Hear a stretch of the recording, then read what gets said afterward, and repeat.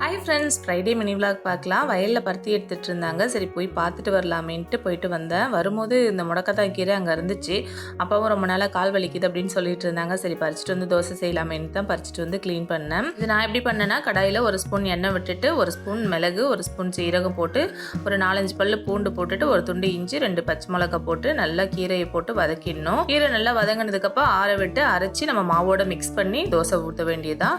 இது வந்து பச்சையாக வெறும் கீரையை மட்டும் அரைச்சி மிக்ஸ் பண்ணி ஊற்றலாம். ஆனால் அது வந்து கொஞ்சம் மைல்டாக கசப்பு இருக்கும். அந்த மாதிரி நான் பண்ண மாட்டேன். எப்பவும் இதை மாதிரி தான் வதக்கி பண்ணுவேன். இது பண்ணும்போது தோசை வந்து நல்லா அந்த மிளகு சீரகம்லாம் இருக்கிறதுனால ஃப்ளேவராக இருக்கும். நல்லா தோசை சாப்பிடும்போது சூப்பராக இருக்கும். நைட்டு என்னன்னே தெரியல, ஒரு 12 மணிக்கெலாம் கரண்ட்டு போயிடுச்சு. சரி வந்துடும் அப்படின்னு பார்த்துட்டு இருந்தா வரவே இல்லை. அப்புறம் பாப்பாவுக்கு தூக்கமே இல்லை சரியா. நான் நைட்டு ஃபுல்லாக விசிறி விட்டுட்டே இருந்ததில் எனக்கு ஒரு தூங்கின ஃபீலே இல்லை. காலையில் அப்பா ஒரு 5:30க்கெலாம் எழுந்தாங்க. எழுந்துட்டு விண்டோ ஓப்பனில் இருந்ததா, அது வழியே பார்த்துட்டு என்னம்மா நம்ம தூங்கவே இல்லை, அதுக்குள்ளே விடிஞ்சிட்டுன்னு கேட்குறாங்க. எனக்கு அப்படி கேட்டதுமே எனக்கு சிரிப்பு தான் வந்தது. கரண்ட் எப்படியும் விடிஞ்சு தான் வந்தது. அதுக்கப்புறம் பாப்பா தூங்கட்டுமேனு ஒரு 10 மணி வரைக்கும் எழுப்பலை.